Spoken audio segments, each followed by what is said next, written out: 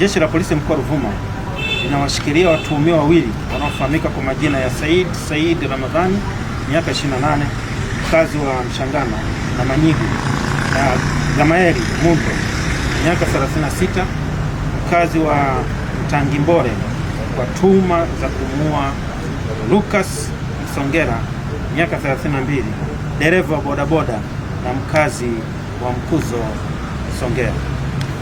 Watuhumiwa hao walitenda kosa hilo tarehe 18 mwezi wa 3 2026 majira ya usiku, baada ya kumteka mwendesha pikipiki huyo na kumpeleka Peramiho na kisha kumshambulia kwa kutumia kitu butu na kusababisha kifo chake. Baada ya kutokea tukio hilo, Jeshi la Polisi mkoa wa Ruvuma kwa kutumia timu ya wataalamu wa kufuatilia matukio makubwa tulianza kufuatilia kwa haraka, na ilipofika tarehe 27 mwezi wa 3 2026 huko kijiji cha Mtangimbole, kata Mtangimbole, halmashauri ya Madaba, wilaya ya Songea, tulifanikiwa kuwakamata watuhumiwa wote wawili wakiwa wamejificha. Hata hivyo, baada ya ufuatiliaji tumebaini kuwa watuhumiwa hao walikuwa wakijihusisha na matukio mbalimbali ya uhalifu, ikiwa ni pamoja na uvunjaji na wizi wa pikipiki wilaya ya Songea.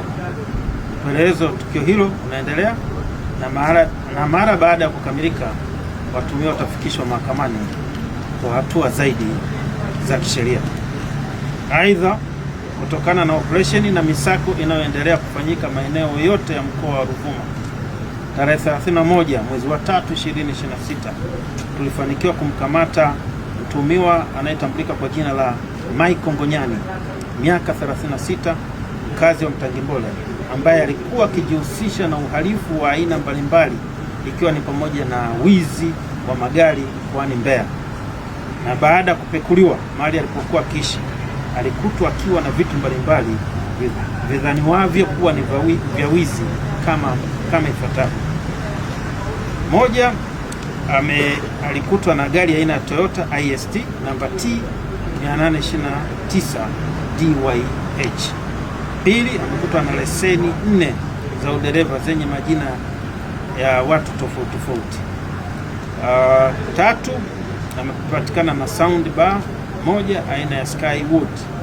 4, amepatikana na television 2, ya moja ya inchi 65 na nyingine ni ya inchi 55.